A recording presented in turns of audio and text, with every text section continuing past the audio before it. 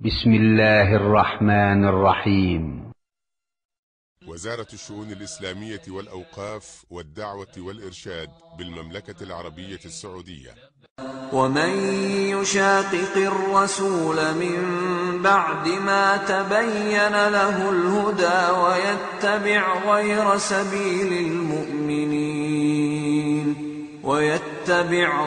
سبيل المؤمنين نوله ما تولى ونصله جهنم وساءت مصيرا.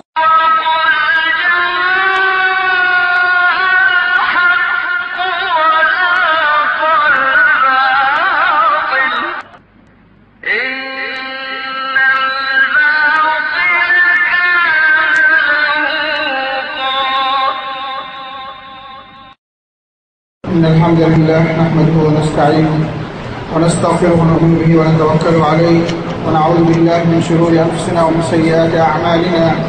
من يهد الله فلا مضل له ومن يضلل فلا هادي له، وأشهد أن لا إله إلا الله وحده لا شريك له، وأشهد أن محمدا عبده ورسوله صلى الله عليه وسلم تسليما كثيرا كثيرا.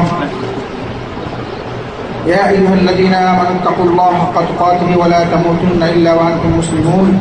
يا أيها الناس اتقوا ربكم الذي خلقكم من نفس واحدة وخلق منها زوجها وبث منهما رجالا كثيرا ونساء، واتقوا الله الذي تساءلون به والأرحام إن الله كان عليكم رقيبا.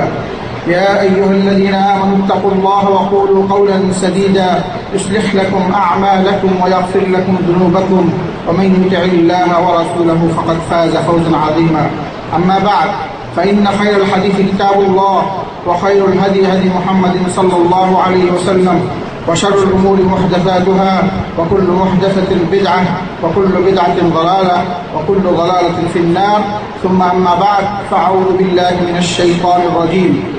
وما خلقنا السماوات والأرض وما بينهما لاعبين ما خلقناهما إلا بالحق ولكن أكثرهم لا يعلمون. উপস্থিত সম্মানিত পরিচালক, মেহমানবৃন্দ এবং আমার সম্মানিত দিন ভাইরা, আসসালামু আলাইকুম ওয়া রাহমাতুল্লাহি ওয়া বারাকাতুহু।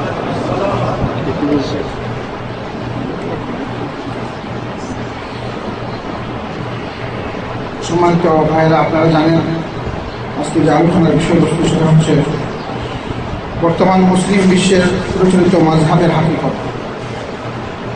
আপনাদের সামনে কোরআন মাজিদ থেকে যে আয়াত তেলাওয়াত করা হয়েছে সেটার যে তরজমা অর্থ আল্লাহ রাব্বুল আলামিন ইরশাদ করছেন, ওয়া মা খালাকনাস সামাওয়াতি ওয়াল আরদা ওয়া মা বাইনাহুমা লাঈবিন।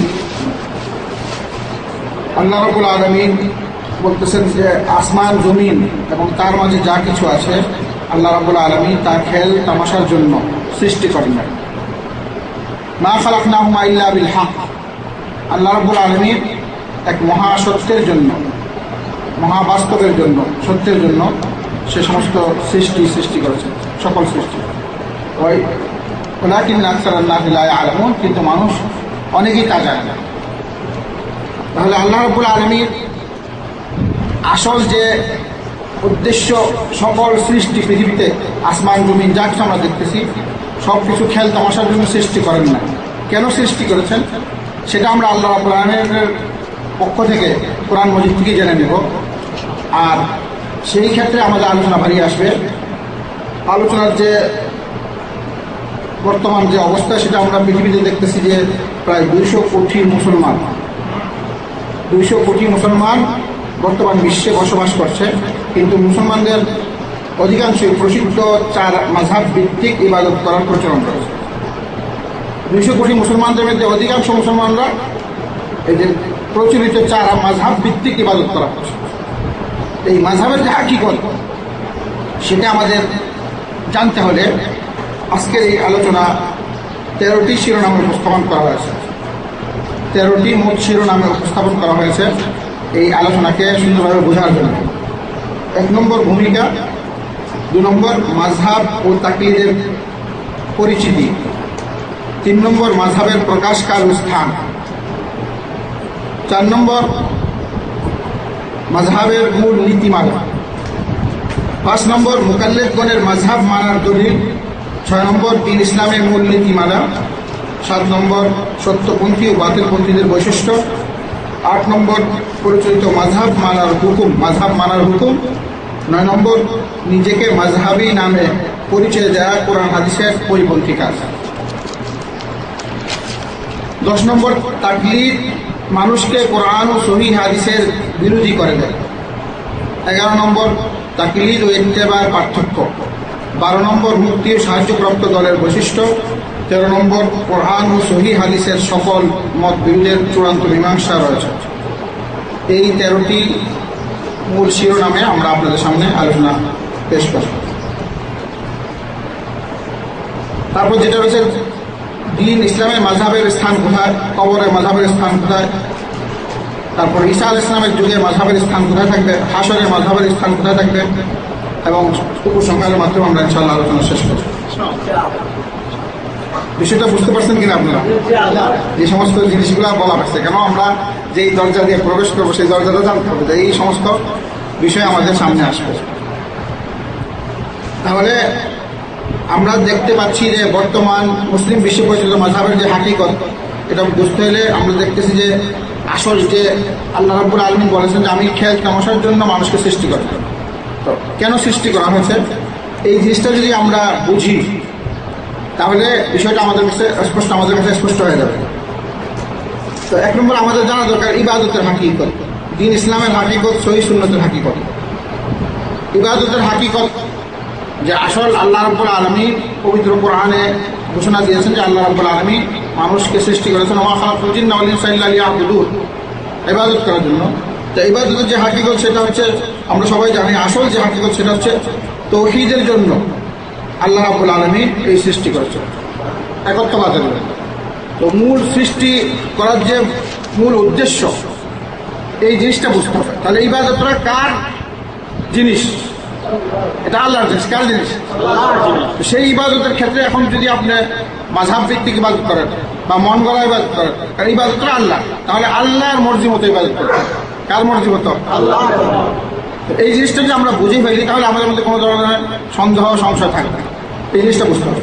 এখন কেন আল্লাহ রাব্বুল আমাদেরকে সৃষ্টি করেছেন, আল্লাহ তাআলা বলতেছেন পবিত্র কোরআনে সূরা মুমিনুনের 115 এবং 116 নম্বর আয়াতে, আউযু বিল্লাহি মিনাশ শাইতানির রাজীম আফাহাসিবতুম আন্নামা খালাকনাকুম আবাসান ওয়া আন্নাকুম ইলাইনা লা তুরজাউন ফাতাআলাল্লাহুল মালিকুল হক লা ইলাহা ইল্লা হুয়া রাব্বুল আরশিল কারীম। তাহলে আল্লাহ রাব্বুল আলামিন বলছেন আফাহাসিব, তোমরা কি চিন্তা করতেছো, তোমরা কি এই মনে করে বসে আছো যে তোমাদেরকে আমি অযথা সৃষ্টি করেছি? তাহলে এই ধারণাটা অত্যন্ত মারাত্মক ধারণা। আল্লাহ রাব্বুল আলামিন আমাদেরকে অযথা সৃষ্টি করেন না। আল্লাহ তাআলা বলেন এর থেকে আল্লাহ তাআলা অনেক পবিত্র, ফাতাআলাল্লাহুল মালিকুল হক। আল্লাহ রাব্বুল আলামিন সত্য বাদশা, যিনি রাজত্বের অধিকারী, লা ইলাহা ইল্লাহু, তিনি ছাড়া আর কোনো মাবুদ নেই, আর তিনি সম্মানিত আরশের অধিপতি, সম্মানিত আরশের অধিপতি। তাহলে এই সূরা মুমিনুনের 115 এবং 16 নম্বর আয়াতে আল্লাহ রাব্বুল আলামিন এই জিনিসটা স্পষ্ট করে দিয়েছেন যে তোমাদেরকে আমি অযথা সৃষ্টি করি না, একটা মহান উদ্দেশ্যে আমাদেরকে সৃষ্টি করা হয়েছে। আর এখানে আল্লাহ তাআলা বলতেছেন ওয়ামা খালাকনাস সামাওয়াতি ওয়াল আরদা ওয়ামা বাইনাহুমা ইল্লা বিল হক ওয়া ইন্নাস সাআতা লাআতিয়াতুন ফাসফাহিস সাফহাল জামিল। সূরা হিজরের 85 নম্বর আয়াতে এখানে আল্লাহ তাআলা বলতেছেন যে আমি আসমান জমিন এবং তার মাঝে যা কিছু আছে সৃষ্টি করেছি ইল্লা বিল হক, হকের জন্য। আর এই হকটা প্রকাশ পাবে শীঘ্রই, কিয়ামত এসে যাবে, কিয়ামতের দিন সেটা প্রকাশ পেয়ে যাবে। সেই হকটা কি? সেটা তাওহীদ। সেটা কি? তাওহীদ। এইভাবে আল্লাহ রাব্বুল আলামিন সর্বশেষ কথা যেটা ক্লিয়ার করে বলে দিচ্ছেন সেটা হচ্ছে সূরা বাকারার 23 নম্বর আয়াত। সূরা বাকারার 23 নম্বর আয়াত আল্লাহ বলতেছেন আউযু বিল্লাহি মিনাশ শাইতানির রাজীম ইয়া আইয়ুহান নাসু উবুদু রাব্বাকুমুল্লাযী খালাকাকুম ওয়াল্লাযীনা মিন ক্বাবলিকুম লাআল্লাকুম তাত্তাকুন الذي جعل لكم الأرض فراشا والسماء بناء وأنزل من السماء ماء فأخرج به من الثمرات رزقا لكم فلا تجعلوا لله أندادا وأنتم تعلمون। পূর্বের আয়াতগুলোতে আল্লাহ রাব্বুল আলামিন সৃষ্টির যে বেহুদা সৃষ্টি করেন না, এটা আমাদেরকে ধারণা দিয়েছে। আর এখন আল্লাহ রাব্বুল আলামিন স্বয়ং আমাদেরকে আদেশ করতেছেন। আল্লাহ রাব্বুল আলামিন সূরা যারিয়াতের 56 নম্বর আয়াতে বলছেন যে ওমা খালাকতুল জিন্না ওয়াল ইনসা ইল্লা লিয়াবুদুন, সংবাদ দিয়েছেন। এর পূর্বে বলেছেন যে অযথা সৃষ্টি করেন নাই। এখন আল্লাহ রাব্বুল আলামিন সরাসরি আমাদেরকে আদেশ করতেছেন, ইয়া আইয়ুহান নাস, হে বিশ্ববাসীরা, হে পৃথিবীর মানুষরা, উবুদু রাব্বাকুম, তোমরা তোমাদের প্রতিপালকের আনুগত্য করো। কেন আনুগত্য করো? আল্লাযী খালাকাকুম, তিনি তোমাদেরকে সৃষ্টি করেছেন, ওয়াল্লাযীনা মিন ক্বাবলিকুম, তোমাদের পূর্ববর্তীগণকেও তিনি সৃষ্টি করেছেন, লাআল্লাকুম তাত্তাকুন, যেন তোমরা পরহেজগার হও। তারপর আল্লাহ রাব্বুল আলামিন আমাদের উপর যে আল্লাহর নেয়ামত, এই কথা বলতেছেন, তিনি আমাদের রিজিকের ব্যবস্থা করেছেন। তো এখানে আল্লাহ রাব্বুল আলামিন এই কথা বলার পর আল্লাহ তাআলা বলতেছেন ওয়া ইন কুনতুম ফি রাইবিন মিম্মা নাযালনা। তাহলে এখানে তাওহীদের পরে রিসালাতের কথা আসছে, যে তোমরা যদি সন্দেহ করো যে আমি আমার বান্দার উপর যে জিনিসটা অবতীর্ণ করেছি, আল্লাহ রাব্বুল আলামিন বলতেছেন যে আমি যে আমার বান্দার উপর জিনিসটা অবতীর্ণ করেছি, এটাতে যদি তোমাদের কোনো সন্দেহ থাকে, ফাতু বিসূরাতিন মিন মিসলিহি, এই যে বিধান আমি অবতীর্ণ করেছি, আর এখানে বিশ্ববাসীর হেদায়েতের কথা যে বর্ণনা করে দেওয়া হয়েছে, এই ব্যাপারে যদি তোমাদের কোনো ধরনের সন্দেহ থাকে, তাহলে এই কোরআনের মতো তোমরা একটা কোরআন সৃষ্টি করো বা একটা সূরা সৃষ্টি করো। আল্লাহ রাব্বুল আলামিন এই আয়াতের মাধ্যমে বিশ্ববাসীকে চ্যালেঞ্জ করেছে। তাহলে যে মূল উদ্দেশ্য সেটা হচ্ছে আল্লাহ রাব্বুল আলামিনের ইবাদত করা। আর আল্লাহ রাব্বুল আলামিনের ইবাদত করতে হলে বলা হয়েছে যে আমি যে আমার বান্দার প্রতি নাজিল করেছি সেই রিসালাত, এই রসুলের মাধ্যমে, অর্থাৎ রাসূলুল্লাহ সাল্লাল্লাহু আলাইহি ওয়াসাল্লামের সুন্নত মোতাবেক তোমরা ইবাদত করবে। এই কথাটাই আল্লাহ রাব্বুল আলামিন পুরো কোরআনে মানুষকে বুঝাইয়েছেন।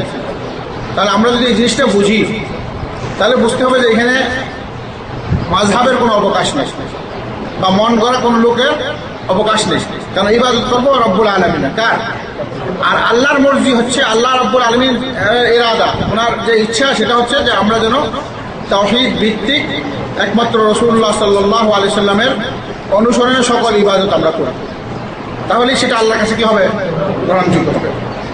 এখানে অনেকের সন্দেহ থাকতে পারে যে এই যে দিন ইসলামের যে হাকিকত, এটা কি? এখন দিন ইসলামের হাকিকতকে আমরা বুঝতে পারবো বা এটাতে পরিপূর্ণতা আছে কিনা বা এটা বোঝার সম্ভাবনা আছে কিনা, এই ধরনের মানুষের সংশয় থাকতে পারে। এই জন্য আল্লাহ রাব্বুল আলামিন দিন ইসলামের যে হাকিকত, এটা আমাদের সামনে পেশ করেছেন আল্লাহ তাআলা স্বয়ং নিজে। এখন আল্লাহ রাব্বুল আলামিন বলতেছেন সূরা মাইদা 3 নম্বর আয়াতে, আল-ইয়াওমা আকমালতু লাকুম দীনাকুম ওয়া আতমামতু আলাইকুম নি'মাতি ওয়া রাদিতু লাকুমুল ইসলাম দীনা। তাহলে বোঝা গেল যে এই ইবাদতের পদ্ধতি যেটা আল্লাহ তাআলা অবতীর্ণ করেছেন এটা পরিপূর্ণ। এটা কি? এই দিনটা আল্লাহ রাব্বুল আলামিন আমাদের জন্য পরিপূর্ণ করে দিয়েছেন। তাহলে ইসলামটা হচ্ছে পূর্ণাঙ্গ জীবন বিধান, পূর্ণাঙ্গ জীবন বিধান। তাহলে এই আয়াতের মাধ্যমে আমাদের কাছে জিনিসটা স্পষ্ট হয়ে যাচ্ছে যে এমন একটা বিধান আল্লাহ রাব্বুল আলামিন আমাদেরকে দিয়েছে, সেটা হচ্ছে পরিপূর্ণ। সেটা কি? পরিপূর্ণ, যেখানে কোনো কিছু বাদ দেওয়াও যাবে না, কোনো কিছু সংযুক্ত করা যাবে না। মানব জাতির যে সমস্ত জিনিসের প্রয়োজন কিয়ামত পর্যন্ত, তার সব কিছু আল্লাহ রাব্বুল আলামিন পরিপূর্ণ করে দিয়েছে, আলহামদুলিল্লাহ। তারপর আর কোনো চিন্তা নাই। তাহলে এখন আমার আল্লাহ রাব্বুল আলামিন কেন এটা আমাদেরকে জানিয়েছেন? এই কারণে যে আমাদের যে কার থেকে আরো নিতে হবে কিনা বা কোনো জিনিস সংযোজন করতে হবে কিনা, এই যে সন্দেহ, সেটা যেন আমাদের থেকে দূর হয়ে যায়। তাহলে এমন একটা বিধান আল্লাহ তাআলা আমাদেরকে দিয়েছেন যেটার মধ্যে কোনো ধরনের কি অপূর্ণতা নাই, কোনো ধরনের অপূর্ণতা নাই, পরিপূর্ণ বিধান। এই পরিপূর্ণ বিধানটা এখন কিভাবে পালন করতে হবে সেটা আল্লাহ তাআলা পরবর্তী আয়াতে বলতেছেন। সেটা হচ্ছে সূরা নূরের 54 নম্বর আয়াত। আল্লাহ তাআলা বলতেছেন, কুল আতিউল্লাহ ওয়া আতিউর রাসূল ফাইন তাওয়াল্লাউ فإنما عليه ما حمل وعليكم ما حملتم وإن تطيعوه تهتدوا وما على الرسول إلا البلاغ المبين। قل বলে দাও। যে কুল শব্দ দ্বারা আল্লাহ রাব্বুল আলামিন রাসূলকে বলতেছেন তুমি বলে দাও বিশ্ববাসী। এখন এই দিনটা পরিপূর্ণ, কিন্তু এই দিনটা মানতে গেলে কি করতে হবে?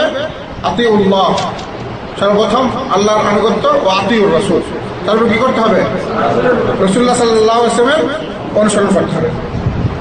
ফাইন তাওয়াল্লাউ, তারা যদি এটা না মানে, ফাইন্নামা আলাইহিম মা হুমিলা ওয়া আলাইকুম মা হুম, তাহলে তারা যেটা কাজ করছে তারা তাদের জন্য দায়ী আর তোমরা তোমাদের জন্য দায়ী। আর আল্লাহ তাআলা বলতেছেন ওয়াইন তুতিউহু তাহতাদু, আমরা যদি রসুলকে অনুসরণ করি তাহলে আমরা হেদায়েত পাব। রসুলকে যদি অনুসরণ করি, এখানে পৃথিবীর কোনো মানুষকে বলা হয় না, একমাত্র একটা ব্যক্তিত্বকে, তিনি মুহাম্মদ রাসূলুল্লাহ সাল্লাল্লাহু আলাইহি ওয়াসাল্লাম। ওয়াইন তুতিউহু তাহতাদু, তো রাসূলুল্লাহ সাল্লাল্লাহু আলাইহি ওয়াসাল্লাম যদি তোমরা অনুসরণ করো তাহলে তোমরা সঠিক পথের প্রদর্শন পাবে, সঠিক পথ পাবে, যে পথটা তোমাদেরকে পরকালে জাহান্নাম থেকে মুক্তি দিবে এবং জান্নাতে তোমরা পৌঁছতে পারবে। ওমা আলার রাসূল ইল্লাল বালাগুল মুবিন, এখানে আল্লাহ তাআলা আরেকটা জিনিস গুরুত্বপূর্ণ জানিয়ে দিচ্ছেন যে হেদায়েতের মালিক রাসূল না, হেদায়েতের মালিক রাসূলের দায়িত্ব হচ্ছে পৌঁছিয়ে যাওয়া। সঠিক জিনিসটা কি? পৌঁছিয়ে যাওয়া। তো রাসূলের দায়িত্ব ঠিক তেমনি ভাবে পৃথিবীতে যত মানুষ এই দিনের কাজ করবে তাদেরও দায়িত্ব বালা পৌঁছায় যাওয়া। হেদায়েতের মালিক আল্লাহ রাব্বুল আলামিন, কেউ যদি হেদায়েত পেতে চায় আল্লাহ তাকে হেদায়েত দিবেন, হেদায়েত পাওয়ার জন্য সে যদি চেষ্টা করে।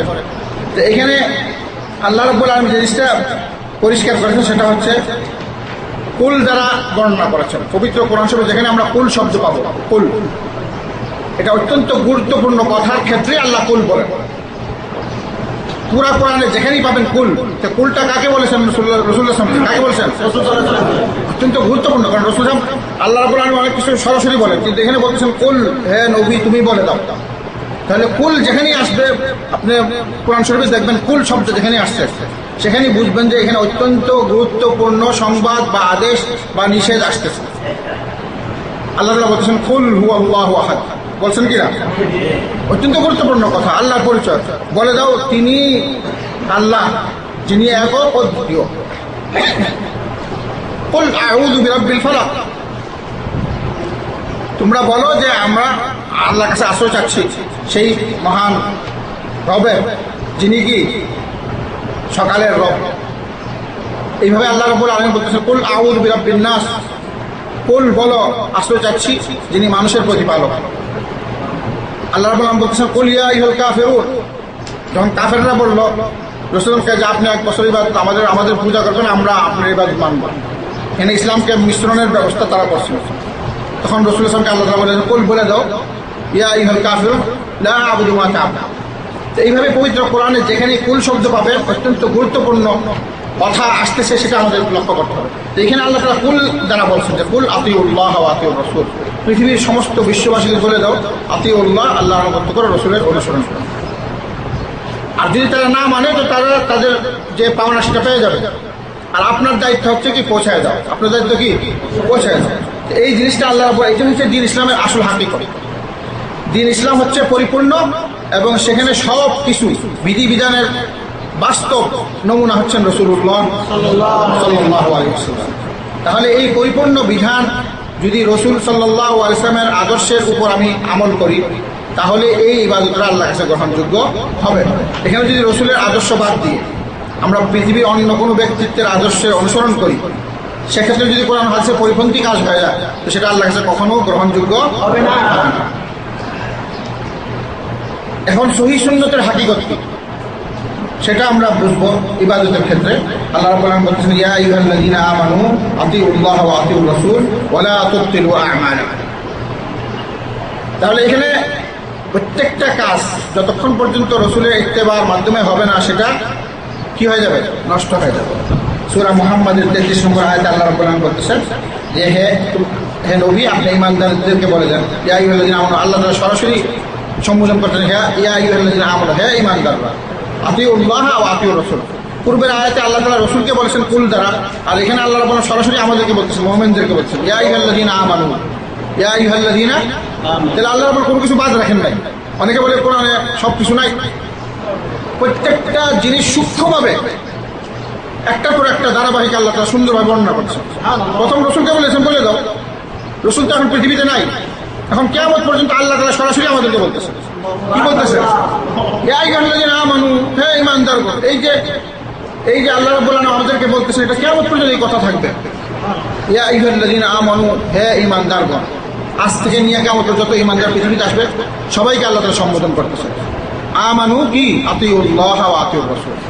তোমরা আল্লাহর আনুগত্য করো এবং রাসূলের অনুসরণ করো। ওয়ালা তুতিলু আমালাকুম, তোমরা তোমাদের এই কাজগুলোকে কি করো? বিনষ্ট করিও না। তখন বিনষ্ট কখন হবে? কখন বিনষ্ট হবে? হ্যাঁ, যখন আমি আমার এই কর্মে রসুলের অনুসরণকে ত্যাগ করব। রসুলের অর্থাৎ নিজের মর্জি মতো করব, অথবা অন্য কারোর মর্জি মতো করব, অথবা অন্য কোনো ব্যক্তিত্বের আদর্শের আনুগত্যের মধ্যে দিয়ে করব, সেই কাজটা হবে গ্রহণযোগ্য, বিনষ্ট হয়ে যাবে যত ভালো কাজ হবে।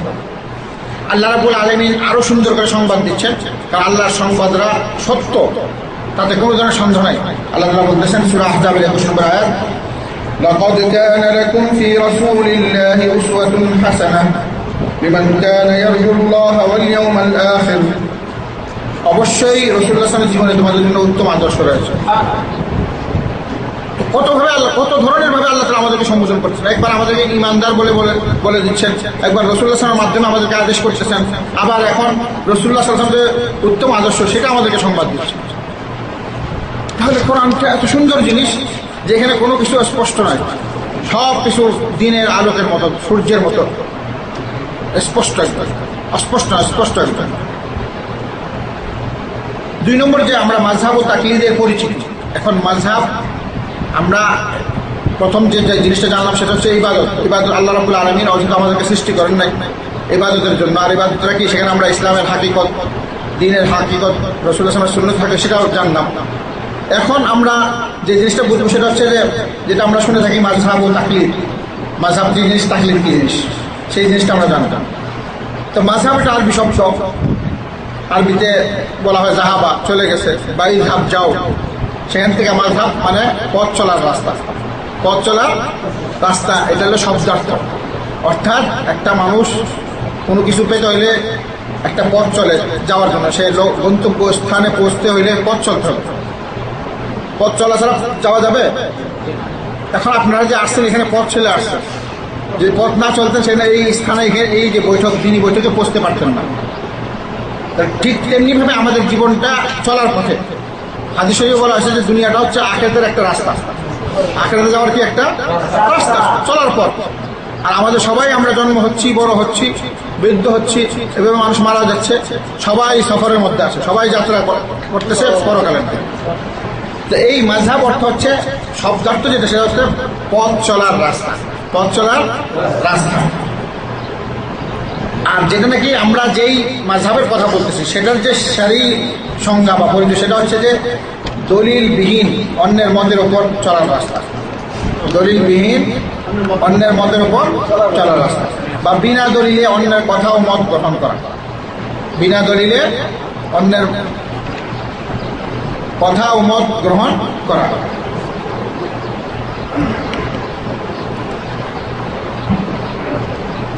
অনেকে বলে এটা মত বা মতবাদ বা ধর্ম বা আদর্শ বা বিশ্বাস বা চলার পথ, এই সমস্ত কথা বলা যায়। মাযহাব, অনেকে জিজ্ঞাসা করে যে আপনি কোন মাযহাবের। আপনি যখন নাকি কোনো কথা বলবেন কোরআন আছে, তখন আপনাকে বলবে আপনি কোন মাযহাবের। তো যে মাযহাব সে বলবে আমি হানাফি মাযহাব, আরেকদিন বলবে শাফি মাযহাব। তাহলে বোঝা গেল সে পথ চলে কার পিছনে? মাযহাবের পিছনে। সে যদি বলে না আমি মাযহাব আছে, অসুবিধা, মাযহাব ছাড়া পথ চলার রাস্তা ছাড়া যেতে পারবেন না। পথ চলার রাস্তা অবশ্যই, কিন্তু এটা কোনটা? রাসূলুল্লাহ সাল্লাল্লাহু আলাইহি ওয়াসাল্লাম মাযহাবে আমি আছি, সেটা সবার উপর ওয়াজিব। রাসূলুল্লাহ সাল্লাল্লাহু আলাইহি ওয়াসাল্লাম মাযহাব গ্রহণ করা, কারণ রাসূলুল্লাহ আমাদের ইমাম, ওনাকে আল্লাহ তাআলা এই কারণেই প্রেরণ করেছে আমরা যেন তার অনুসরণ করি। একটু আগে আমরা শুনছি যে উনি উত্তম আদর্শ, উনি কি? আর ওনাকে আমাদেরকে আদেশ দেওয়া হয়েছে যে তোমরা তার অনুসরণ করো, অনুগত করো। এখন আপনি যখন সহিহ হাদিসের কথা বলেন করেন, তো আপনাকে প্রশ্ন করো আপনি কোন মাযহাবের। যদি বলেন যে আমি কোরআন হাদিস পেলে বলতে আপনি মাযহাবের না। তাহলে মাযহাবটা এখন সারা বিশ্বের মধ্যে 200 কোটি মুসলমানদের মধ্যে মানুষ যে ইবাদত করতেছে, মাযহাব ভিত্তিক ইবাদত করতেছে। কি ভিত্তিক? মাযহাব ভিত্তিক। অর্থাৎ কেউ বলে যে আমি শাফি, অথবা কেউ জিজ্ঞাসা করে যে আপনার মাসলাক কি? মাসলাক তো চলার কথা, আরেকটা আরবি শব্দ আছে মাসলাক। সালাকার থেকে মাসলাক আসছে, অর্থাৎ জিজ্ঞেস করে কোন মাসলাকের লোক বা কোন পথে চলার লোক, সে বলবে যে আমি দেওবন্দি পথের বা অমুক পথের বা মাযহাব হানাফি শাফিঈর জন্য বলবো। এই সমস্ত যে বিষয়টা সেটা হচ্ছে আমরা মাযহাব বলতে যেটা বুঝি সেটা হচ্ছে বর্তমান বিশ্বে প্রচলিত যে মাযহাব, সেটা হচ্ছে প্রসিদ্ধ 4টা মাযহাব। এখন সারা বিশ্বের মুসলমান এই 4 ভাগে বিভক্ত হয়ে গেছে। কোথাও বেশি সংখ্যা পাওয়া যায়, কোথাও কম, কিন্তু অধিকাংশ মুসলমানরা 4টা দলে বিভক্ত হয়েছে এবং কোনো কথা আসলেই তখন তারা মাযহাবের কথা নিয়ে আসে যে কোন মাযহাবের। যদি দেখে যে মাযহাবের না, তখন আমরা কথা শুনবে না, তো আমরা তো মাযহাব থেকে বাইরে। এটা মানুষের জ্ঞান না থাকার কারণে। তাহলে মাযহাব অর্থ হচ্ছে আমরা যেটা বললাম সেটা হচ্ছে বিনা দলিলে অন্যের কথা ও মত গ্রহণ করা। কিন্তু মাযহাবের কথা আসলে সব বন্ধ করে মানবে, হ্যাঁ এই মাযহাবেটা আছে আলহামদুলিল্লাহ, মাযহাবে নাই মানবে না। এটা হচ্ছে কোরআন হাদিসের পরিপন্থী কাজ, এই জিনিসটা জ্ঞান রাখতে হবে। আর তাকলিদ আমরা বুঝলাম মাযহাব অর্থ কি, আর তাকলিদ অর্থ কি সেটা হচ্ছে যে তাকলিদের কিলাদা শব্দ থেকে আসছে, এটা অর্থাৎ গলার হার, গলার মধ্যে যে হার পেঁচায় সেটাকে কিলাদা বলে, সেখান থেকে তাকলিদ আসছে। অর্থাৎ গলার রশি হেরে যাওয়া বা টানা, এটাকে অন্ধ অনুকরণ করে। তাকলিদ যেটা সেটা আসলে অন্ধ অনুকরণ, অন্ধবিশ্বাস। মুকাল্লিদ বলে যে নাকি অন্ধভাবে বিনা দলিলে অন্যের কথা মেনে চলে, এটাকে বলা হয় তাকলিদ বা মুকাল্লিদ। আমরা যেটা বলি এটা হচ্ছে আল্লাহর আনুগত্য ও রাসূলের অনুসরণ ত্যাগ করে অন্য কোনো ব্যক্তি বিশেষের অন্ধ অনুকরণ বা অনুসরণকারীকে মুকাল্লিদ বলা হয়। আবার শুনেন, আল্লাহর আনুগত্য ও রাসূলের অনুসরণ ত্যাগ করে অন্য কোনো ব্যক্তি বিশেষের অন্ধ অনুকরণ বা অনুসরণকারীকে মুকাল্লিদ বলা হয়। আমরা মাযহাব এবং তাকলিদ সম্পর্কে জানলাম, বুঝতে পারছেন তো? মাযহাব কাকে বলে এবং তাকলিদ কাকে বলে। আমরা যদি দেখি যে এই মাযহাবের প্রকাশকাল ও স্থান, কখন মাযহাবটা প্রকাশ পেয়েছে, কোন কোন স্থান থেকে প্রকাশ পেয়েছে, সেটা যদি আমরা লক্ষ্য করি তাহলে দেখা যাচ্ছে যে 400 হিজরির পর মাযহাবের উপর ভিত্তি করে ব্যক্তি বিশেষের তাকলিদের প্রচলন ব্যাপকভাবে প্রসার লাভ করে 400 হিজরির পর, অর্থাৎ রাসূলুল্লাহ সাল্লাল্লাহু আলাইহি ওয়াসাল্লাম মারা যাওয়ার 400 বছর পর। তাহলে 400 বছরের ভিতরে যারা ছিল তখন তো মাযহাব তৈরি হয়েছে, হয় না? তো এই 400 বছরের মধ্যে যে সমস্ত পৃথিবীর মুসলমান মুমিনরা জীবনযাপন করেছে, তাদের ইবাদতগুলো কোনো মাযহাব ভিত্তিক ছিল না, কারণ মাযহাবের উৎপত্তি হয়ই নাই। মাযহাবের উৎপত্তিটা ঘটেছে 400 হিজরির পর। যে সমস্ত এলাকা থেকে সেটা উৎপত্তি হয়েছে, 1 নম্বর কুফা ইরাকের একটা এলাকা, একটা শহর বিশাল। আরেকটা শহর হচ্ছে বাসরা। কুফা, বাসরা, শাম, খোরাসান, মিশর।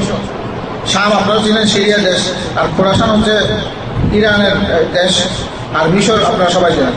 তো প্রথম অবস্থায় প্রায় 13টি মাযহাবের প্রকাশ ঘটে। প্রথম অবস্থা যখন প্রথম অবস্থা যখন সূচনা শুরু হয়, তখন এটা যেভাবে আকৃতি ধারণ করেছিল 13টা মাযহাব। কটা মাযহাব? 13টা। মানে আরো অনেক মাযহাব ছিল, কিন্তু প্রসিদ্ধ লাভ করে সেই সময় 400 হিজরির পর। সেই 13টি মাযহাবের আমি একটা একটা করে বলি কি কি মাযহাব, শুনেন না, কোনটা প্রথম শোনেন।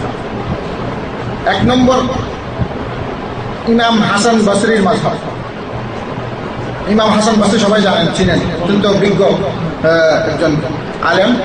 তো তিনি 110 হিজরিতে মারা যান। 110 হিজরি মারা যান, তিনি নিজেই জানেন না। 400 হিজরির পর ওনার নামে এই মাযহাব তৈরি হয়। ওনার নাম ইমাম হাসান বসরি। ইমাম হাসান বসরির নামে অনেক অলৌকিক কল্প কাহিনী আপনারা শুনবেন ওয়াজ নসিহতের মধ্যে, আমি নিজেও অনেক শুনেছি। তারা একজন বাংলাদেশের বিশাল এক বক্তা ওয়াজ করতেছিলেন, বলতেছিলেন যে হাসান বসরি অনেক বড় আল্লাহ ওলি ছিলেন। তিনি একদা এই সমুদ্রের মধ্যে জায়নামাজের উপরে বসে জিকির করতেছিলেন। তখন রাবেয়া বসরি আরেকজন মহিলা আল্লাহওয়ালা, অনেক আল্লাহ ছিল, তিনি দেখলেন যখন সে যায় না জোগাড় উপরে সমুদ্রে বসে জিকির করতেছেন, তখন এই মহিলা রাবেয়া বসলেন। তিনি বললেন যে এর উপরে তো আমার ওঠা দরকার, তার উপরে কিছু কেরামতি দেখানো তখন তিনি তখন যায় নামাজ বাতাসের উপরে বিছাই দিলেন। বাতাসের উপরে যায় নামাজ বিছায়া তিনি জিকির করা শুরু করলেন। প্রমাণিত করলো যে হাসান বসরির থেকে আরো কেরামত পাওয়ার বেশি কার রাবেয়া বসরি। তাহলে এই যে আসলে ইমাম হাসান বসরি একজন বিজ্ঞ আলেম ছিলেন এবং হাদিসপন্থী ছিলেন। উনি 110 হিজরিতে মারা গেছেন, কিন্তু ওনার মাযহাবের অনুসারীরা 400 হিজরিতে একটা দল গঠন হয়, তারা বলে আমরা এই মাযহাবের। 2 নম্বর যেটা সেটা হচ্ছে ইমাম আবু হানিফা রহমতুল্লাহ আলাইহি ওনার মাযহাব। উনি তো মারা গেছেন 150 হিজরিতে, 150 হিজরিতে উনি মারা গেছেন। তো ওনারও এই বিশাল যারা অনুসরণ করে তারা প্রকাশ লাভ করেন এই 400 হিজরির পর। এটা 2 নম্বর মাযহাব। 3 নম্বর মাযহাব হচ্ছে ইমাম আউজাই মাযহাব। একজন প্রসিদ্ধ আলেম ছিলেন ইমাম আউজাই, যিনি 157 হিজরিতে মারা যান। তাহলে ইমাম আউজাইয়ের মাযহাব। 4 নম্বর হচ্ছে ইমাম সুফিয়ান আস-সাউরি।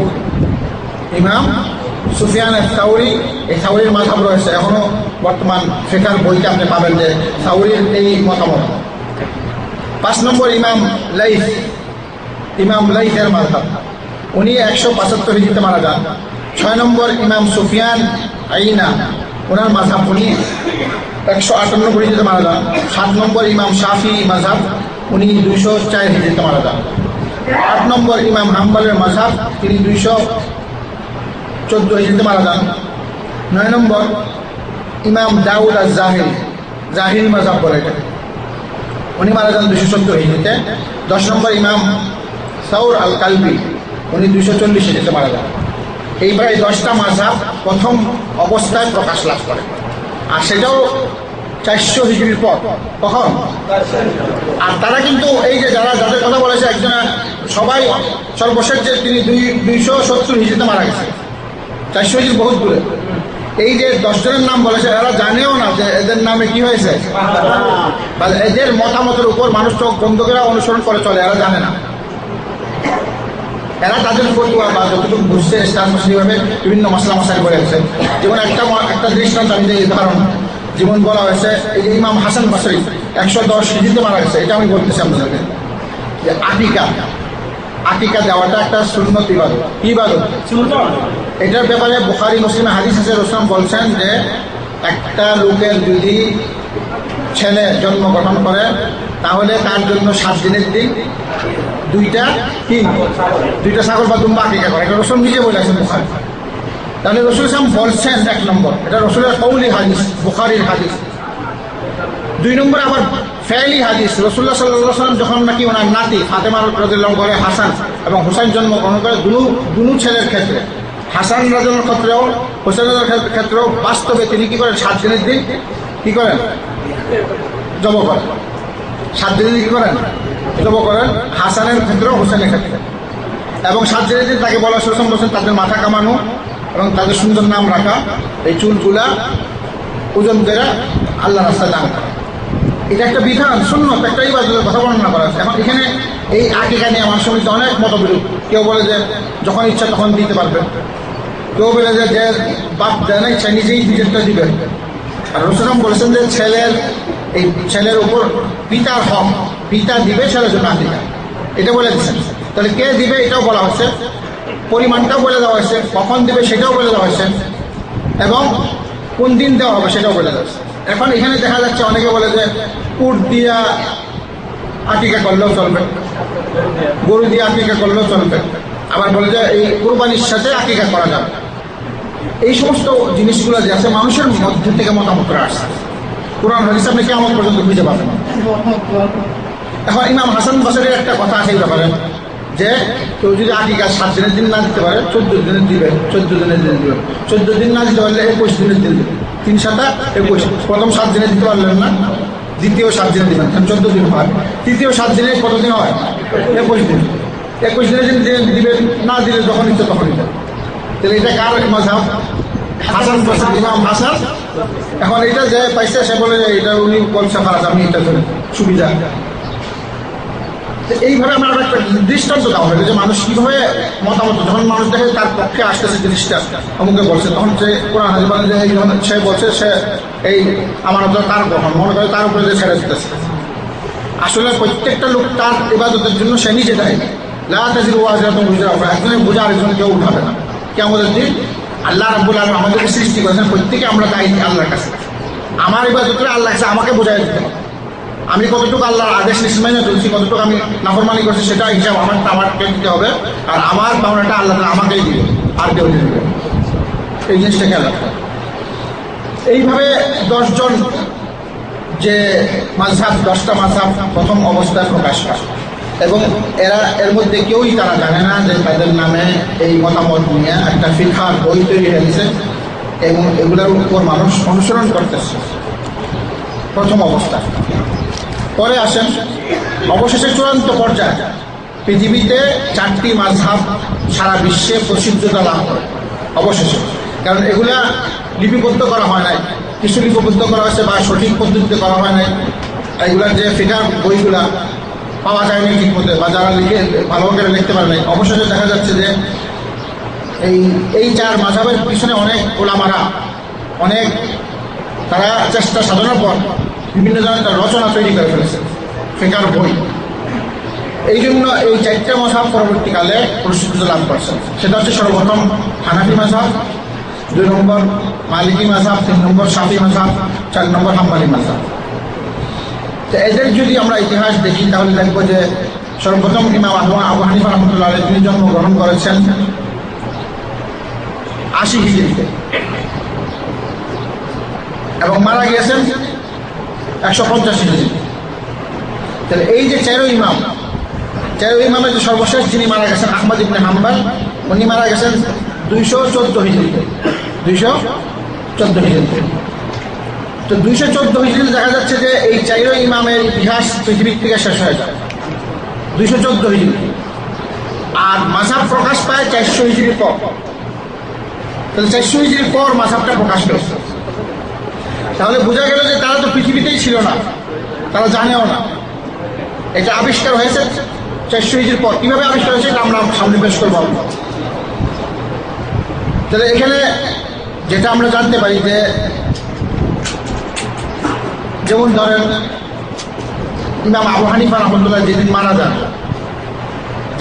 যান সেদিন ইমাম শাফি জন্মগ্রহণ করেছেন। তাহলে এই ইমাম এই যে মাযহাবের যে প্রথম যিনি, ওনার সাথে ওনার সাক্ষাৎই হয় নাই। ইমাম আবু হানিফা যেদিন মারা গেছেন সেদিন ইমাম শাফি জন্মগ্রহণ করেছেন। 150 হিজরিতে আবু হানিফা রাহমাতুল্লাহ মারা যান, আর এই 150 হিজরিতে ইমাম শাফি জন্মগ্রহণ করেন। তাহলে দেখা সাক্ষাৎই হয় না।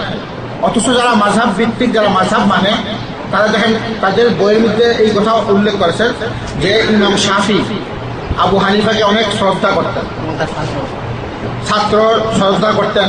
এমনকি এখানে একটা লোকে এই মাযহাব মানিকানো নামে একটা বই সে লিখেছে এবং সেই বইয়ের মধ্যে সে উদ্ধৃতি দিয়েছে যে ইমাম শাফি একদিন পথে চলতেছিলেন, চলতে চলতে উনি ইমাম আবু হানিফার কবরের পাশে এসে করলেন। কার কবরের পাশে আসলেন? ইমাম শাফি। আইসা নাকি ফজরের সময় ফজরের নামাজ কবরের পাশে নামাজ পড়ছেন। কে পড়েছেন? ইমাম শাফি। নামাজ পড়ার পর তিনি ফজরের নামাজে কুনুত পড়েন নাই। তখন মুসল্লিরা জিজ্ঞাসা করলো যে আপনি কেন কুনুত পড়েন নাই? আবু হানিফাকে সম্মান করতেছি, কারণ আবু হানিফার পাশে আমি নামাজ পড়লাম। আর আবু হানিফা কুনুতকে পছন্দ করতেন না। কুনুতকে ইমাম শাফি রাহমাতুল্লাহ ওনার নামে অপবাদ। 1 নম্বর কবরের পাশে নামাজ পড়া যায় নাই, 2 নম্বর কবরের পাশে যদি উনি নামাজ পড়েন তো ইমাম আবু হানিফা কি বুঝবেন? উনি তো দুনিয়াতে নাই। আর সে বলতেছে আমি সম্মান করলাম ওনাকে, কারণ উনি এখানে আসেন। এখন আমি যদি কুনুত পড়ি, কুনুত উনি মশলা দেন নাই। শাফি মাযহাবে কুনুত পড়া একদম জরুরি। নামাজের 2য় রাকাতে রুকুর পর আল্লাহুম্মা হদিনা ফিমান হাদাই কুনুত পড়তে হবে। এইটা শাফি মাযহাবে জরুরি ছিল। তো তখন উনি ওনার সম্মানার্থে উনি কুনুত পড়েন না। এই ধরনের বিভ্রান্তকর কথা বর্ণনা করা হয় মানুষের। তাহলে আমরা দেখতে পাই যে এই 4 মাযহাবের যে মনীষীরা ছিল তারা সর্বশেষ যে ইমাম আহমদ ইবনে হাম্বল তিনিও 214 হিজরিতে মারা যান। আর মাযহাবের সৃষ্টি হয় 400 হিজরির পর। আর এই 4 ইমাম যারা এই 4 ইমাম তাদের উক্তিটা শুনে নেন, তারা কিন্তু প্রত্যেকেই মাযহাবের বিরুদ্ধে কথা বলেছে, তাকলিদের বিরুদ্ধে কথা বলেছে, অর্থাৎ তারা সবাই কিন্তু আহলে হাদিস। এখন ইমাম আবু হানিফা রাহমাতুল্লাহ উনি বলছেন ইজা সাহহাল হাদিসু ফাহুয়া মাযহাবি, সহিহ হাদিসটাই আমার মাযহাব। উনি কি মানেন? হাদিস মানেন। আহলে হাদিস মানে কি? আহলে হাদিস মানে যারা হাদিস অনুসরণ করে, হাদিসকে ভালোবাসে, হাদিস অনুযায়ী ইবাদত বন্দেগী করে। অনেকে বলে যে আপনি শুনেন না, বলে যে সুন্নি না শিয়া, এই কথা বলে কিনা, বলে আমরা সুন্নি না শিয়া। এখন বাইরের বিশ্বে যদি জিজ্ঞাসা করবে তুমি সুন্নি না শিয়া, সুন্নি অর্থ কি? সুন্নি অর্থ মানে যারা হাদিস মানে তাদেরকে কি বলা হয়? সুন্নি। এই হিসাবে তারা বলে আহলে সুন্নাত ওয়াল জামাত।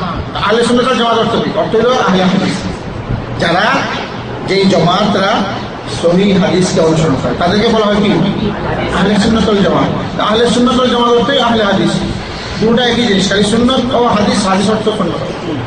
এবং এই হিসাবেই মানুষ বলে এক দেশের যে এই দেশের অধিকাংশ মানুষ সুন্নি আর অধিকাংশ মানুষ শিয়া। শিয়া অর্থ যারা হাদিস মানে না, আর সুন্নি অর্থ কি? যারা হাদিস মানে। সবাই বলে যে এই এলাকার অধিকাংশ মানুষ সুন্নি। এই জিনিসটা খেয়াল করবো।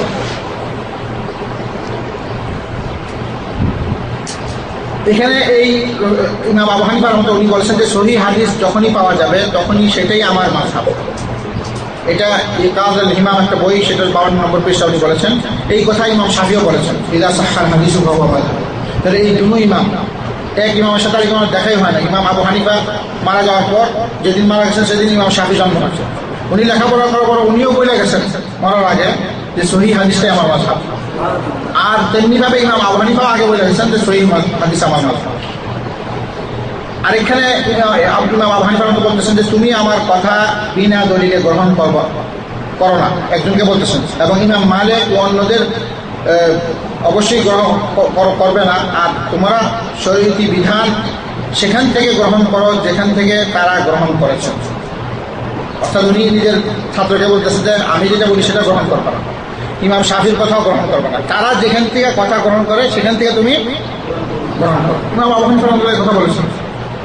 তাহলে ইমাম আবু হানিফা উনি নিজেই বলেন নাই যে আমার নামে মাযহাব বা আমার কথা মানবা, উনি বলে গেছেন হাদিস মানবা। কিন্তু অথচ যারা মাযহাব মানে তারা ওনার নাম দিয়া, ওনার অপবাদ দিয়া তারা যে সমস্ত ওনার নামে ফিকহের বইগুলো রচনা করা হয়েছে 500 বছর পর, 600 বছর পর, 1000 বছর পর, 900 বছর পর, সেই সমস্ত বইয়ের রেফারেন্সে তারা কথা শুনে তারা বলে আবু হানিফার কথা। অথচ আবু হানিফা ওই সমস্ত বই লেখেনি নাই, কিন্তু এগুলা হানাফি মাযহাবের বড় বড় বই, যেগুলো আমরা সামনে বলবো। এই কথাটা তোফাতুল আখিয়ার বায়ান সুন্নাহ সাইয়্যিদুল আসহারে বর্ণনা করা হয়েছে। ইমাম মালিক উনি বলতেছেন যখনই সহিহ হাদিস পাওয়া যাবে তখনই সেটাই আমার মাযহাব।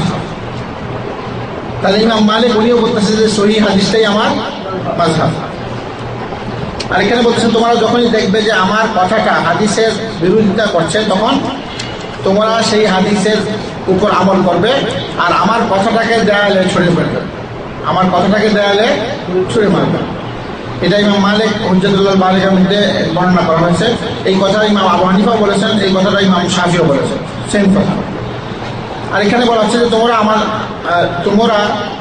আমার বা ইমাম মালিকের বা শাফি বা আউজাঈ বা সুফিয়ান সাউরি এদের তাকলিদ করো, বরং তারা যে উৎস থেকে গ্রহণ করেছেন তোমরা সেই উৎস থেকে গ্রহণ করো।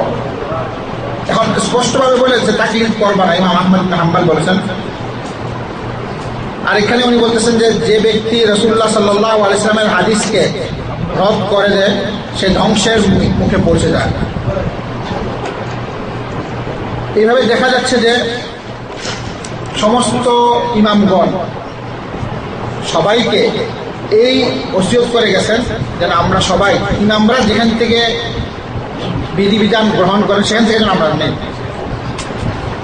তাহলে কোনো ইমামই এই বিধান দিয়ে যান নাই যে মাযহাব ভিত্তিক ইবাদত করতে হবে বা সবাইকে তাকলিদ ভিত্তিক ইবাদত করতে হবে, মুকাল্লিদ হয়ে যাবে, এই কথা কোনো ইমাম বলে যান না। মাযহাবের মূল নীতিমালা কি? এখন মাযহাবের যদি মূল নীতিমালা আপনি চিন্তা করেন তাহলে আমাদের সামনে স্পষ্ট হয়ে যাবে যে মাযহাবের মূল নীতিমালা হচ্ছে মুজতাহিদের মতামত ত্রুটিযুক্ত নয়। যারা মুজতাহিদ তারা একটা মতামত, একটা কোরআন হাদিসের আলোকে যে কোনো একটা বিষয় তারা মতামত, এই মতামতটা যে ফর্মুলা সেটা সঠিক হইতেও পারে নাও হইতে পারে। তাহলে এটা তো সন্দেহের উপর কাজটা কি। এখন সহিহ হাদিসে রাসূল বলছেন যে একটা লোক যদি একটা সঠিক একটা জিনিস সিদ্ধান্ত নিতে চেষ্টা করে কোরআন হাদিসের আলোকে, তো সে যদি সঠিক সিদ্ধান্ত নিয়ে ফেলে তাহলে আল্লাহ তাআলা তাকে ডবল সওয়াব দেবে, 2টা সওয়াব। আর যদি ভুল করে তাহলে কয়টা সওয়াব দেবে? কিন্তু সঠিক একটাই, সঠিক 2টা না। সঠিক কি? অনেকে বলে চার মাযহাবটা ঠিক। মনে করেন 4 মাযহাবের 4 জন একটা মাসলার উপরে ইজতিহাদ করছে, তাহলে সেখানে সবাইটা মিলে একটা সঠিক থাকবে, কয়টা ঠিক থাকবে? একটা ঠিক থাকবে। তো সেখানে সন্দেহের উপর আপনি চলতেছেন। এখন যদি আপনি জেনে ফেলেন যে এই জিনিসটা ভুল, তখন যদি আপনি করেন তাহলে আপনি কিয়ামতের দিন পাকড়াও পাবেন। এখন বর্তমান যে রেওয়াজ প্রচলিত সেটা জানার পরও তারা মানে না। আপনি যদি বলে দেন যে এই জিনিসটা ভুল, তখন সে বলবে না এটা আমাদের মাযহাবে আছে, আমরা এটাই মানি। ভুল হইলেও সে কি করে? তাহলে এই ক্ষেত্রে এটা জায়েজ নাই। আপনি একটা ব্যক্তিকে মাযহাবকে মানতেছেন, তাহলে 1 নম্বর যে নীতি সেটা হচ্ছে যে আমরা জানতে পারলাম যে এটা সঠিকও হইতে পারে, ভুল হইতে পারে। মুজতাহিদ কখনো ভুল করে, আবার কখনো সঠিক সিদ্ধান্ত পৌঁছতে সক্ষম হয়। 3 নম্বর, সকল মুজতাহিদের মতামত সময়ের মধ্যে শুধু একটি মতামতই সঠিক হয়ে থাকে দলিল প্রমাণের ভিত্তিতে।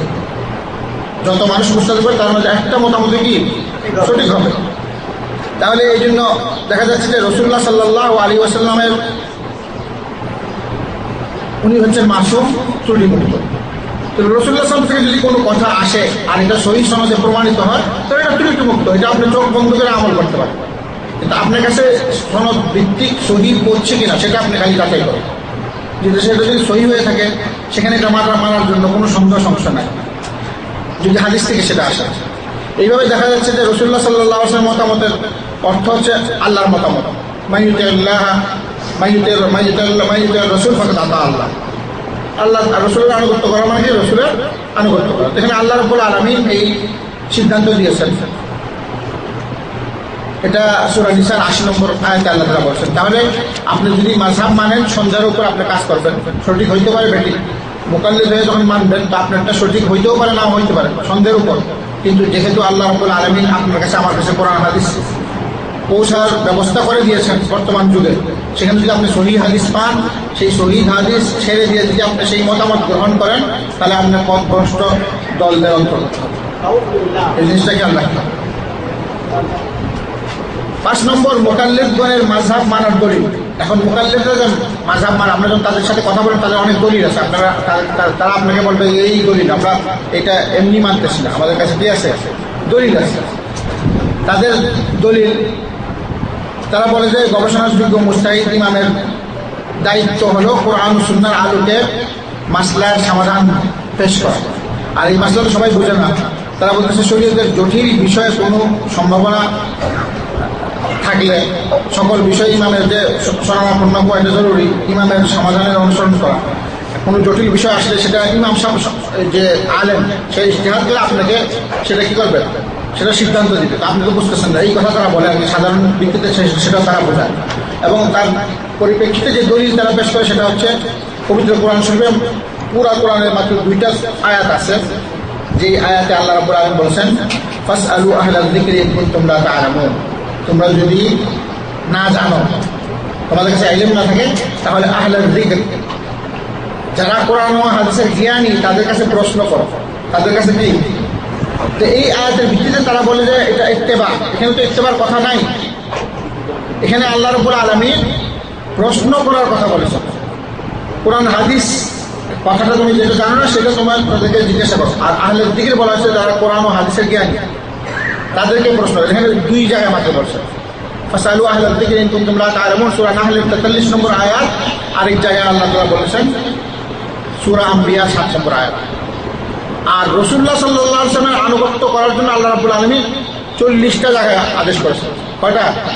পবিত্র কোরআনে 40 জায়গায় উল্লেখ করেছেন ইত্তেবা রাসূল, আতিউর রাসূল। আল্লাহ রাব্বুল আলামিন রাসূলুল্লাহ সাল্লাল্লাহু আলাইহি ওয়াসাল্লামকে অনুসরণ করার জন্য পবিত্র কোরআনে 40 জায়গায় উল্লেখ করেছেন, আর আলেমদেরকে প্রশ্ন করার জন্য মাত্র 2 জায়গায় বলেছেন। কেন এই বিশাল ব্যস্তম? এই কথা বোঝানোর জন্য যে আসলে আমরা যখন আলেমকে জিজ্ঞাসা করবো, আলেমকে অনুসরণ করবো না, রসুলের যে বিধানটা সেটা আলেম থেকে জেনে নিব জানার জন্য। তো রাসূলুল্লাহ সাল্লাল্লাহু আলাইহি ওয়াসাল্লামের যে দলিল হাদিস বা কোরআনের যে দলিল, এটা আমরা আলেম থেকে জেনে নেওয়ার জন্য আল্লাহ তাআলা 2 জায়গায় বলছেন, তোমরা যদি না জানো সেটা জানার জন্য তোমরা প্রশ্ন করো। ফাসআলু, প্রশ্ন করো। ইত্তেবা শব্দ আসে না, ফাসআলু আহলা যিকরি ইন কুনতুম লা তা'লামুন। তারা আরেকটা এই দলিলটাকে তারা বলে ইত্তেবা, যে তোমরা বুঝবা না, তোমরা প্রশ্ন করো, আর আলেমরা যেটা বলে তার অনুসরণ করো। আলেমদের অনুসরণ করতে বলা হয় না।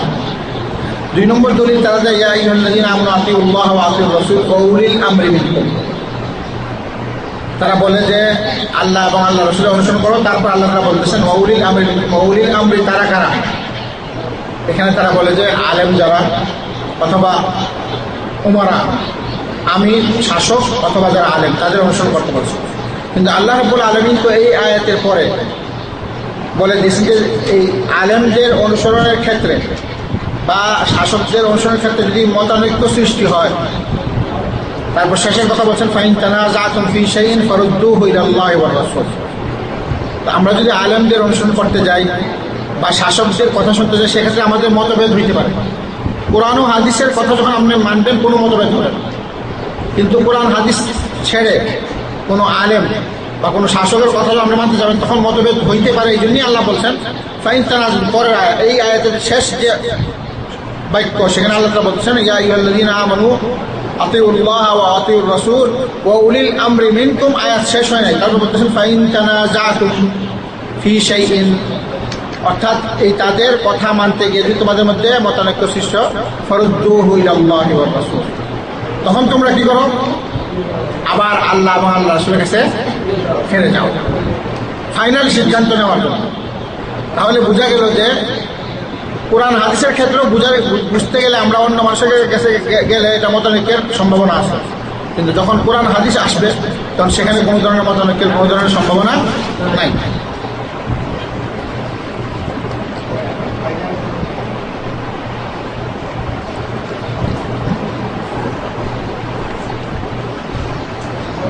তারা বলে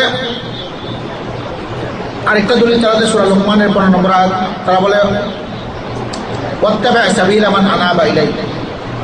আল্লাহ তাআলা বলতেছে যারা নাকি আমার আনুগত্য করে তাদের আনুগত্য করো, এই দলিলটা তারা দেয়। তো এই দলিলটা আল্লাহ রাব্বুল আলামিন রাসূল সাল্লাল্লাহু আলাইহি ওয়াসাল্লাম বলেছেন আলাইকুম বিসুন্নতি ওয়া সুন্নাতুল খুলাফার রাশিদিন। কোনো ইমাম যদি, কোনো লোক যদি সহিহ হাদিসের অনুসরণ করে আর আপনাকে সহিহ হাদিসের অনুসরণ করতে বলে, তখন অবশ্যই আপনি সেটা মানবেন। কিন্তু আপনি তো সেই ব্যক্তি বিশেষে তার আনুগত্য করবেন না। তার আনুগত্য ভুলে তখন যদি করেন তাহলে সেটা হচ্ছে নিষেধ। আবু বকর সিদ্দিক রাদিয়াল্লাহু আনহু যখন খলিফা হন, সর্বপ্রথম অবস্থায় তিনি বলেন যে আমি যতদিন পর্যন্ত আল্লাহ এবং আল্লাহর রাসূলের আনুগত্য করব, ততদিন তোমরা আমার আনুগত্য করবে, আর যখন আমি আল্লাহ এবং আল্লাহর রাসূলের আনুগত্য করব, তোমরা আমার আনুগত্য করবে না। তাহলে এখানে আসল আনুগত্য কার করা হচ্ছে? আল্লাহ এবং আল্লাহর রাসূলের। এটাকে ঘুরে যদি আপনি নিয়ে যান না, তা আমি অমুকের আনুগত্য করতেছি, এটা জায়েজ নাই। আল্লাহ রাব্বুল আলামিন পবিত্র কোরআন ও হাদিসে এই জিনিসটাই বর্ণনা করেছেন, তোমরা আলেমদের কাছে যাও, তাদের থেকে প্রশ্ন করো, এবং তারা যদি সঠিক কথা বলে, সঠিক সিদ্ধান্ত দেয় যেটা নাকি কোরআন হাদিস অনুযায়ী, সেটা তোমরা মানো। এটা তো সবার জন্য খোলা, কিয়ামত পর্যন্ত এই দরজা খোলা, এটা বন্ধ নয়। এবং সর্বযুগে আল্লাহ রাব্বুল আলামিন ওলামাদের সমাবেশ রেখেছেন পৃথিবীতে, যেন তারা সঠিক দিন প্রচার করে। আর হাদিস শরীফে বলা হয়েছে যে প্রত্যেক 100 বছর পর, প্রতি 100 বছর পর আল্লাহ রাব্বুল আলামিন একজন মুজতাহিদ পাঠাবেন পৃথিবীতে, যারা দিনকে সংশোধন করে আবার মানুষের সামনে পেশ করে। এই ব্যবস্থা আল্লাহ তাআলা করে রেখেছেন। আর অনেকে বলে যে ইজতিহাদের দরজা বন্ধ। যারা ইজতিহাদের দরজা বন্ধ বলে তারা তো এই হাদিসকে অস্বীকার করতেছে। রাসূলুল্লাহ সাল্লাল্লাহু আলাইহি ওয়াসাল্লাম সহিহ হাদিসে বলেছেন প্রত্যেক 100 বছর পর আল্লাহ রাব্বুল আলামিন সমাজে, প্রত্যেক সমাজে পাঠাবেন, পৃথিবীর মানুষের যেখানে প্রয়োজন, প্রত্যেক 100 বছর পর আল্লাহ রাব্বুল আলামিন পৃথিবীতে একজন সংশোধনকারী মুজাদ্দিদ পাঠাবেন, যিনি মানুষের এই আমলগুলাকে সঠিক সুষ্ঠু করে দেবেন, সংশোধন করবেন। এটা আল্লাহ রাব্বুল আলামিন দায়িত্ব নিয়েছেন। রাসূলুল্লাহ সাল্লাল্লাহু আলাইহি ওয়াসাল্লাম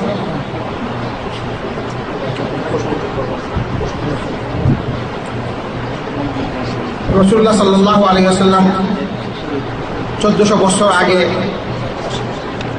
সমস্ত সাহাবীদেরকে নিয়ে বসেছিলেন এবং তখন তিনি সবাইকে লক্ষ্য করে বললেন যে তোমরা যারা বেঁচে থাকবে অচিরেই তোমরা অনেক মতানৈক্য দেখবে, অনেক মতবিরোধ দেখবে। তখন তিনি ওসিয়ত করলেন যে ফালাইকুম বিসুন্নতি ওয়া সুন্নাতুল খুলাফার রাশিদিন, তখন তোমরা অবশ্যই আমার সুন্নত এবং খুলাফায়ে রাশিদিনদের সুন্নতকে অনুসরণ করবে। এই যে মতানৈক্য হবে এটা আল্লাহ রাব্বুল আলামিন পক্ষ থেকে রাসূলুল্লাহ সাল্লাল্লাহু আলাইহি ওয়াসাল্লাম 1400 বছর আগে জানিয়ে দিয়ে গেছেন। এখন এটা সমাধান কি সেটাও বলে দিয়েছেন। যখন কোনো মতানৈক্য আসবে, মতবিরোধ আসবে, সেই মতবিরোধ থেকে চূড়ান্ত পর্যায়ে বাঁচার যে নিয়ম পদ্ধতি সেটা হচ্ছে কি রাসূলুল্লাহ সাল্লাল্লাহু আলাইহি ওয়াসাল্লামের সুন্নতের অনুসরণ এবং খুলাফায়ে রাশিদিনদের সুন্নতের অনুসরণ।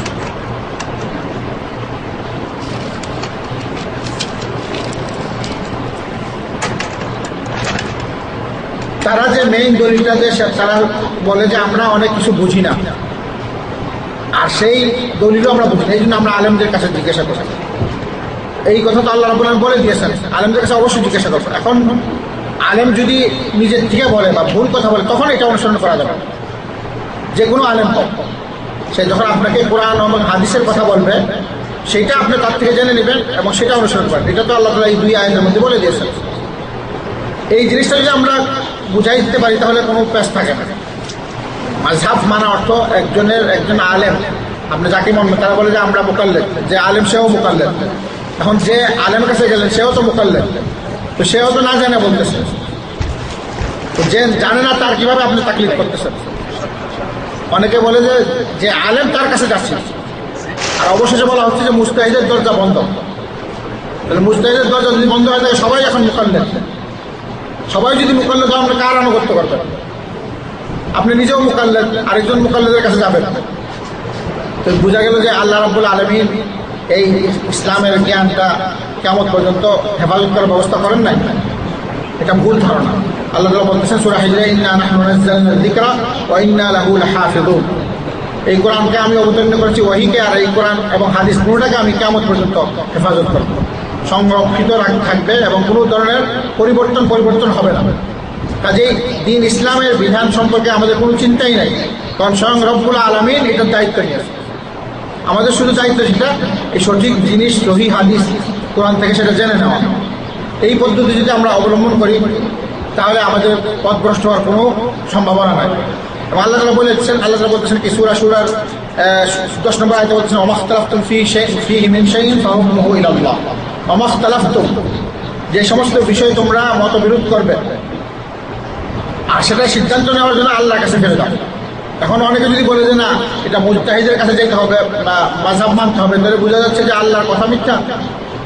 আল্লাহ তাআলা যখন বলেছে তোমরা সেটা যে কোনো বিষয় যদি আমাদের মতবিরোধ হয় সেটা সিদ্ধান্ত নেওয়ার জন্য আল্লাহর কাছে, অর্থাৎ কি আল্লাহ মানে কোরআনের কাছে কোরআনের সিদ্ধান্ত গ্রহণ করা এবং রাসূলের সুন্নত।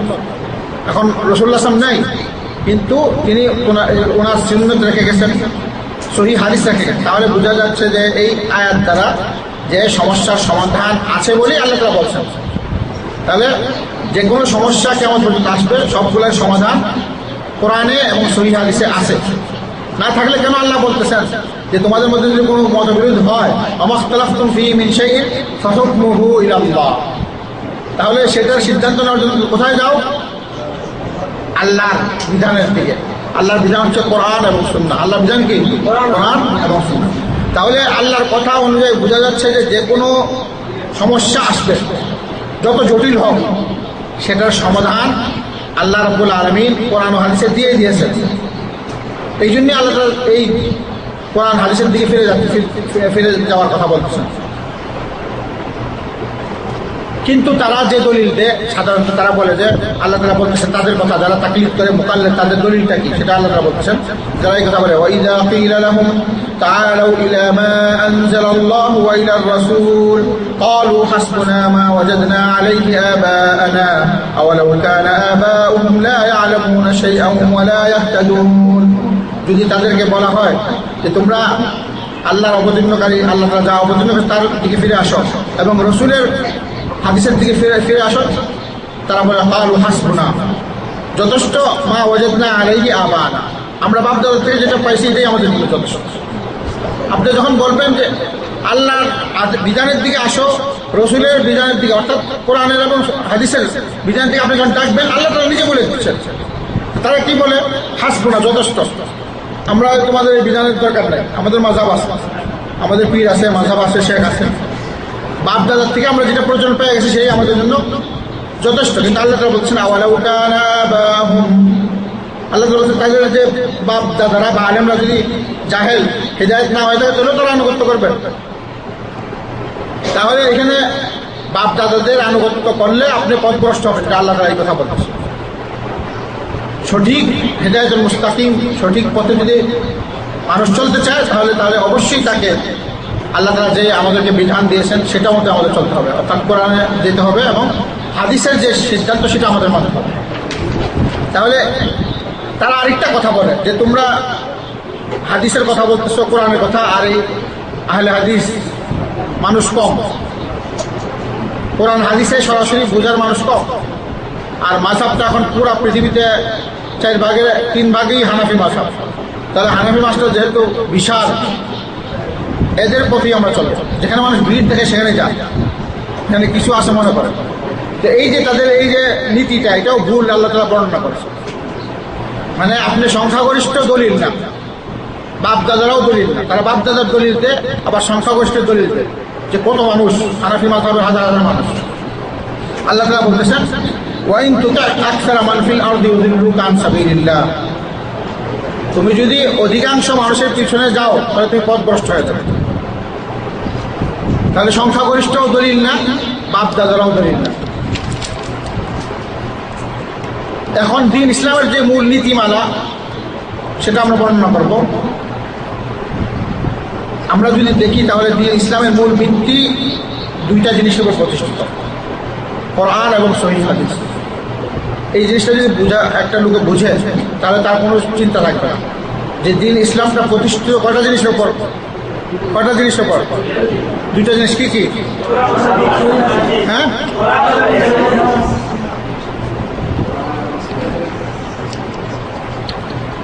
এখন তারা অনেকে বলে যে কোরআনটা বোঝার, কোরআনে অনেক জটিল আছে, হাদিসে অনেক জটিল আছে, বোঝা যায় না। এই কথাটা সত্য না মিথ্যা? হ্যাঁ, দলিল কি? হ্যাঁ, আল্লাহ রাব্বুল আলামিন নিজে বর্ণনা করে দিয়েছেন, আপনারা নিশ্চিন্ত হন। আল্লাহ তাআলা বলতেছেন আউযু বিল্লাহি মিনাশ শাইতানির রাজীম মা ফাররাতনা ফিল কিতাবি মিন শাই, আমি এই কিতাবে কোনো কিছুই বাদ দেই। সুবহানাল্লাহ, এই কোরআন মজিদে আল্লাহ রাব্বুল আলামিন কোনো কিছুই বাদ দেয়নি। এটা সূরা আল আনআমের 38 নম্বর আয়াত। আর এখানে আল্লাহ তাআলা বলতেছেন ওয়ানাজ্জালনা আলাইকাল কিতাবা তিবয়ানান লিকুল্লি শাই, হে নবী আপনার উপরে আমার একটা কিতাব অবতীর্ণ করেছি যেখানে আমি সব কিছুর বর্ণনা দিয়েছি। এটা সূরা নাহলের 98 নম্বর আয়াত।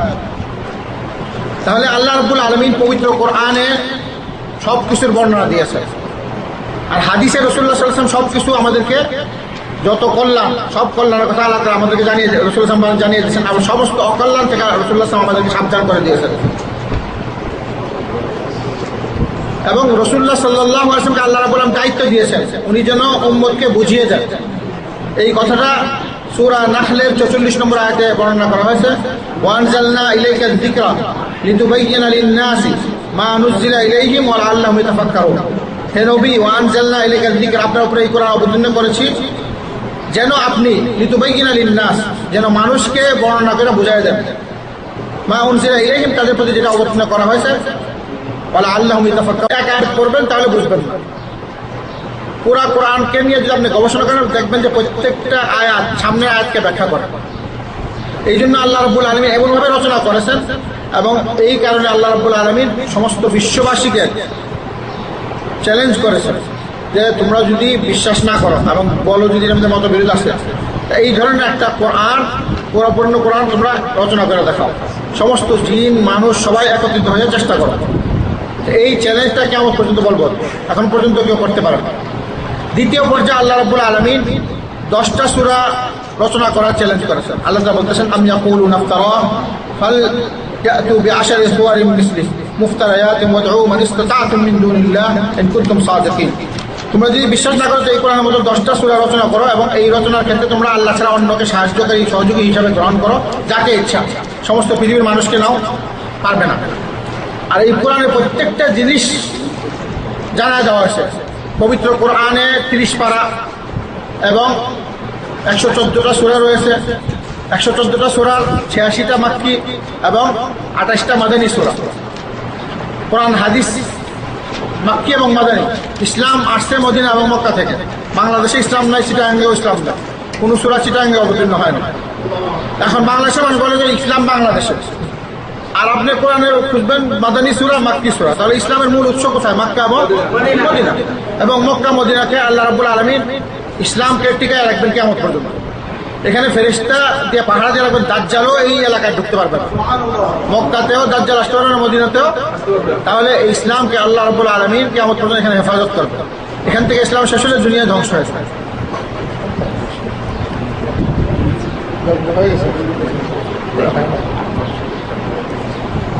দ্বিতীয় পর্যায়ে আল্লাহ রাব্বুল আলামিন চ্যালেঞ্জ করেছেন একটা সূরা রচনা করার জন্য। প্রথম পুরা পরিপূর্ণ কোরআন, তারপর 10টা সূরা, তারপর আল্লাহ রাব্বুল আলামিন চ্যালেঞ্জ করেছেন একটা সূরা মাত্র, সূরা বাকারার 23 নম্বর আয়াত। তারপর আল্লাহ রাব্বুল আলামিন আরো নিচে চ্যালেঞ্জ করেছেন যে একটা বাক্য নিয়ে আসো, একটা আম ইয়াকুলুনা ইফতারা কুল ফাতু বিহাদিথিন মিসলি ফালিয়াতু বিহাদিথিন মিসলি। সূরা তুরের 34 নম্বর আয়াত, যে তারা যদি বিশ্বাস না করে তাহলে এই কোরআনের মতো একটা কোরআনের একটা বাক্যের মতো নিয়ে আসে, সেটাও তারা পারে না। এবং রাসূল সাল্লাল্লাহু আলাইহি ওয়াসাল্লাম বলেছেন সাল্লু কামা রাআইতুমুনি ইউসাল্লি, আমি যেভাবে নামাজ পড়ি সেভাবে তোমরা নামাজ পড়ো। খুযু আন্নী মানাসিকাকুম, যেভাবে আমি হজ করি সেভাবে তোমরা হজ করো। এবং বলেছেন মান আমিলা আমালান লাইসা আলাইহি আমরুনা ফাওয়ারাদ, মুসলিম শরীফের হাদিস, যে এমন কোনো কাজ করলো যেটা আমার আদেশ নেই সেটা প্রত্যাখ্যান করা হবে। রাসূল বলেছেন মান রাগিবা আন সুন্নতি ফালাইসা মিন্নি, যে আমার সুন্নতের তরিকা বাদ দিবে সে আমার অন্তর্ভুক্ত না। এইভাবে দেখা যাচ্ছে যে রাসূলুল্লাহ সাল্লাল্লাহু আলাইহি ওয়াসাল্লাম সব কিছু বর্ণনা করেছেন। আরেক হাদিসে রাসূল এই কথা বলেছেন, এটা জাবের রাদিয়াল্লাহু থেকে বর্ণিত।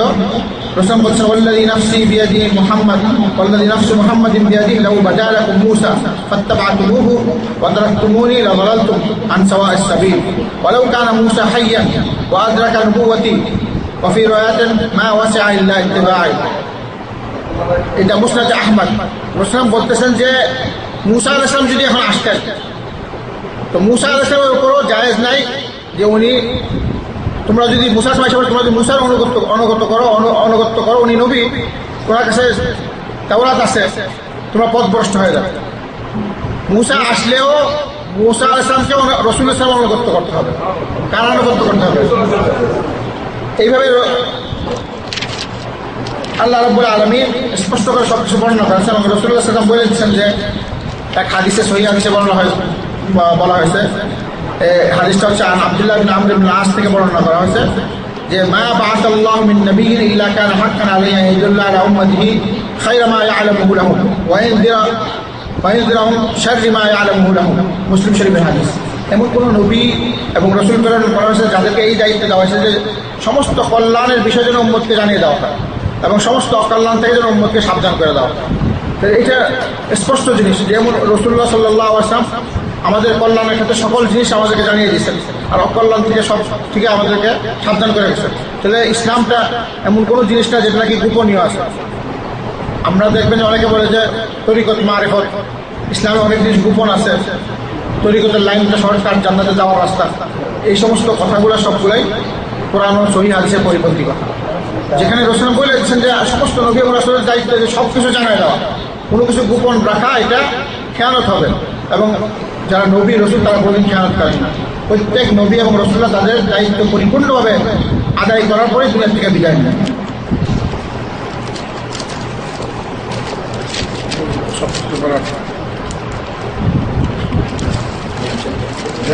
একটা জিনিস করে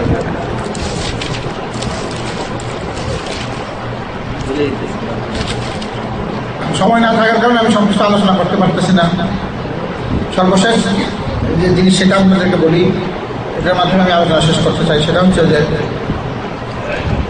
মাযহাব ভিত্তিক যে মানুষ ইবাদত করে, আর সবাই এই ইবাদতের ক্ষেত্রে মাযহাবের যে বড় বড় রচনাগুলো আছে ফিকার বই, এটার প্রতি নির্ভর করে ওলামারা। হানাফি মাযহাবের যে ফিকাহ, যে সমস্ত বড় বড় ফিকার কিতাব রচনা হয়েছে, সেটা যদি আপনাদের সামনে একটা ফিরিস্তি আপনাদের সামনে পেশ করা হয়, তাহলে বুঝবেন যে কত গণ্ডগোল। আমরা আগেই বলছি যে 400 বছর পর মাযহাবের উৎপত্তি এবং প্রকাশ পেয়েছে। এখন যারা মাযহাবের বড় বড় উলামা, তারা যখন নাকি কোনো রেফারেন্স দেন, সেই সমস্ত মাযহাবের বই থেকে রেফারেন্স দেন। এখন শুনেন, হানাফি মাযহাবের সবচেয়ে প্রসিদ্ধ বই, এটাকে বলা হয় কুদুরি। কি নাম? কুদুরি থেকে তারা রেফারেন্স দেন। কিন্তু এই কুদুরি যেটা, সেটা হচ্ছে ইমাম আবু হানিফা রাহমাতুল্লাহ মারা যাওয়ার 300 বছর পর, 300 বছর পর কি হয়েছে? লেখা হয়েছে 500 হিজরিতে। 500 হিজরিতে লেখা হয়েছে রসুল ইমাম আবু হানিফা মারা যাওয়ার পর। তাহলে ইমাম আবু হানিফার কোনো হাতই নাই এটাতে। তো কীভাবে সেটা হানাফি মাযহাবের রেফারেন্স বা বই হইল? ইমাম কুদুরি উনি লিখেছেন, আর লেখাটা 500 হিজরিতে লিখেছেন। আর কখন লিখেছেন? ইমাম হানিফা মারা যাওয়ার 300 বছর পর। দ্বিতীয় বই আসেন, সেটা হচ্ছে হিদায়া।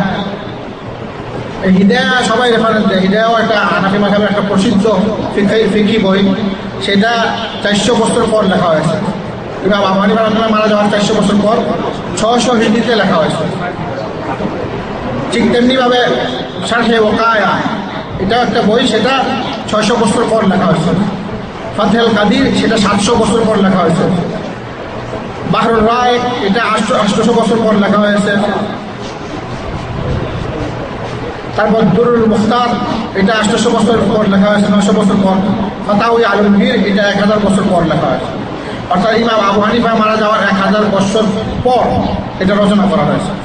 তো এইভাবে মাযহাবের যে বইগুলো আছে, ইমামদের নামে পরবর্তী ওলামারা তাদের নামে এটা রচনা করেছে। অর্থাৎ এই সমস্ত রচনার ক্ষেত্রে তারা ইমামরা জানেও না, তারা 400 বছর আগে মারা গেছে। এখন 500 হিজরিতে লেখা হয়েছে প্রথম বই কুদুরি, আর হিদায়া লেখা হয়েছে 600 হিজরিতে। আর তখন তিনি মারা গেছে 400 বছর আগে। আপনি যত দেখবেন এইগুলা, এই যে রচনাগুলো লেখা হয়েছে, রচনা করা হয়েছে, ওনাদের সাথে এদের কোনো সম্পর্কই নেই, অনেক যুগ চলে গেছে। এখন আপনি যদি মাযহাব মানেন, সর্বশেষ কথা, তাহলে আপনাকে কী করতে হবে? অনেক ক্ষেত্রে কোরআন ও হাদিসের পরিপন্থী কাজ করতে হবে। এটার 5টা এক্সাম্পল দিয়ে আমি শেষ করতেছি।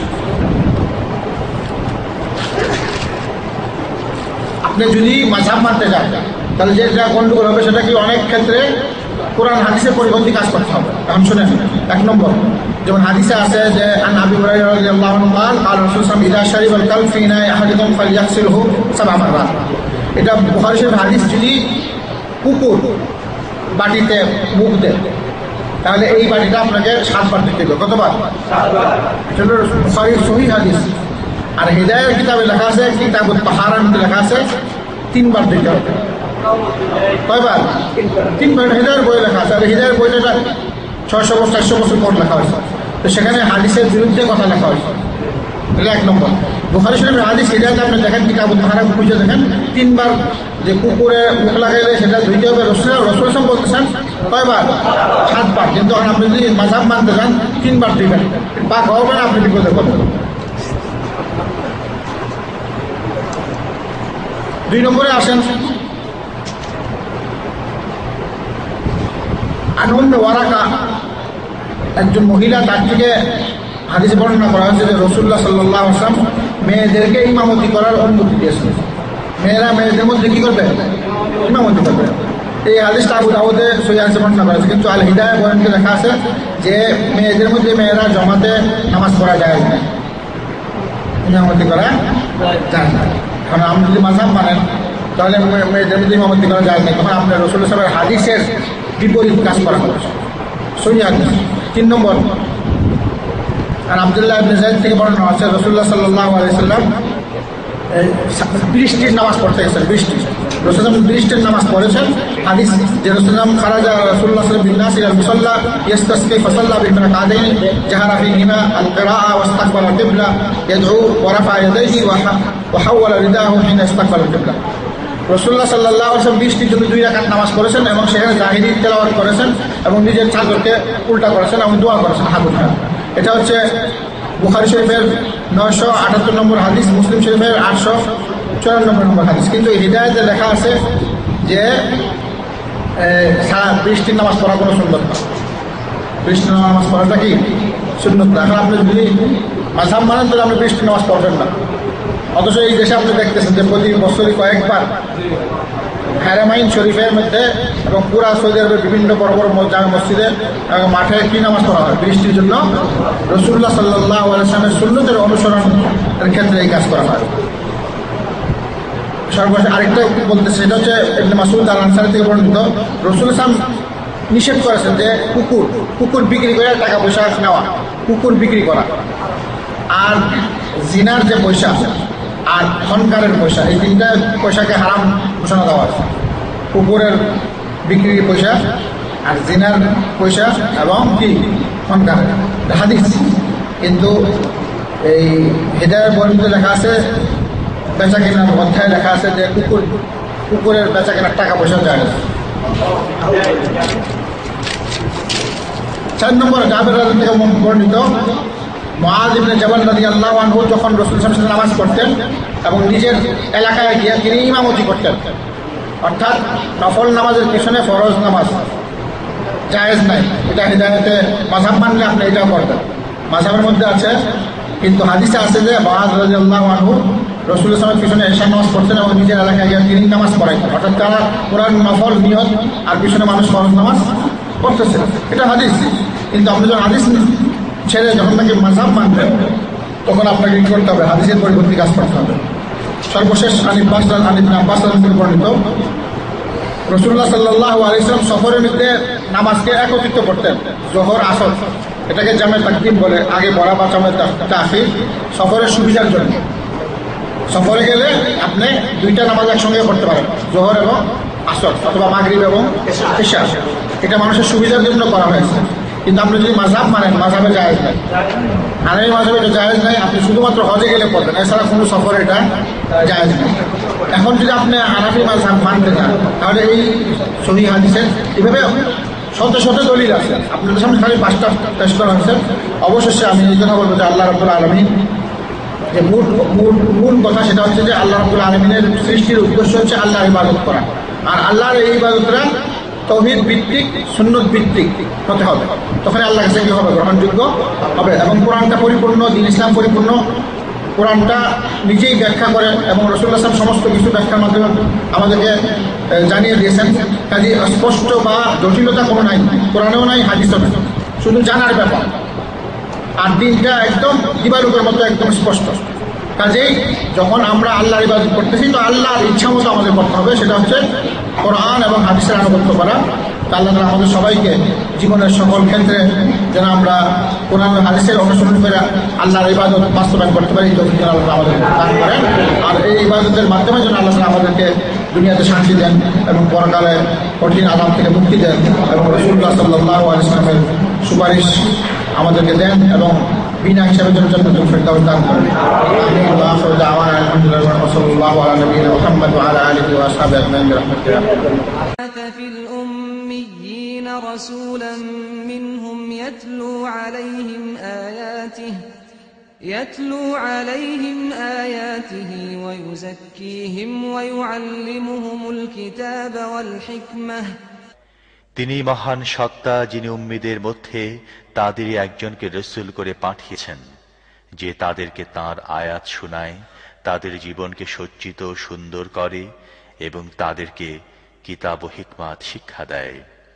وَإِن كَانُوا مِن قَبْلُ لَفِي ضَلَالٍ مُبِينٍ। অথচ ইতিপূর্বে তার স্পষ্ট গোমরাহিতে নিমজ্জিত ছিল। নবীর অনুসরণ, পবিত্র চালচলন পেলে ইসলামের রাস্তা। আমি মতিউর রহমান। কেমনে হবে মুসলিমের চরিত্র গঠন? দেখুন, যখন